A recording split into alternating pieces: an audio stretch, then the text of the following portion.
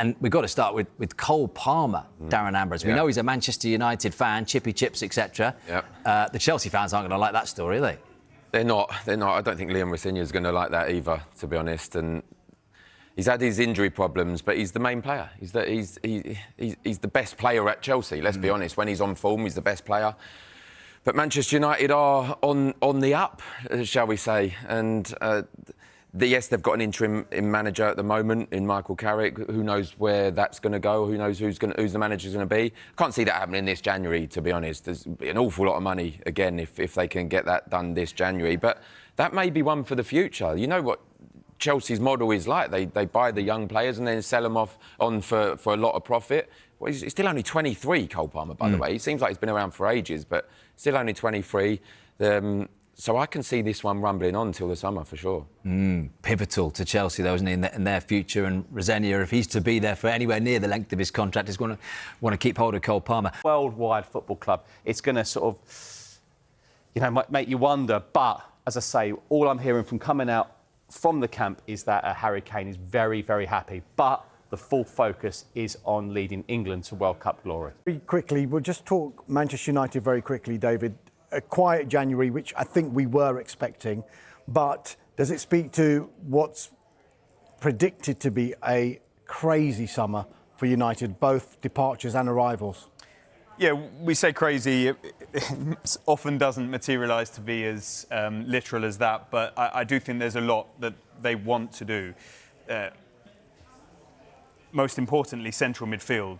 And so that's why we are going to see continued links with the likes of Elliot Anderson, of Adam Wharton, of Carlos Baleba, and there will be others in the frame because that is such a critical position, especially now Casemiro has confirmed his departure. There's also intrigue around the left-sided attacking position because obviously they were in for Antoine Semenyo, didn't get him.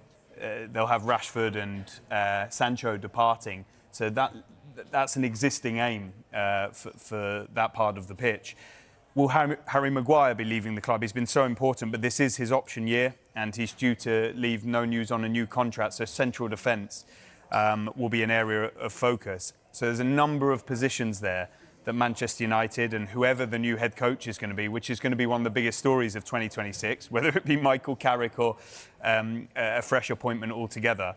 And I think the early signs of Carrick have given Manchester United fans some hope and people around Manchester United, despite it being very embryonic, that better times could be ahead. However, we have been here before and actions speak louder than words. Well, I was at Old Trafford yesterday and never did I think I'd be writing, these words this season. Manchester United are now 12 points off top. Yep. We're actually looking up the table rather than down. I was there earlier in the season and, parts of last season on the Ruben Amorim, and it felt like a stadium that were waiting for Manchester United to lose. Yesterday, it felt like a stadium that were waiting for them to win. Kevin scores the equaliser in the 91st minute, but never do you think it's over, and sure enough, that's how it played out. I think Man United have got their fundamental elements of the football club. You see the sort of new owners come in, they when they were stopping certain monies going to feeding the sort of staff elements of the football club, and it caused a bit of a disharmony with Man United. Man United are the leading light, the biggest club in the world, biggest club in the Premier League, and the fundamentals of the football club have to be right. And then when you're deciding on players and what comes in, that's a follow the same track. They've got to buy and bring in the right personalities that fit the Man United way of playing.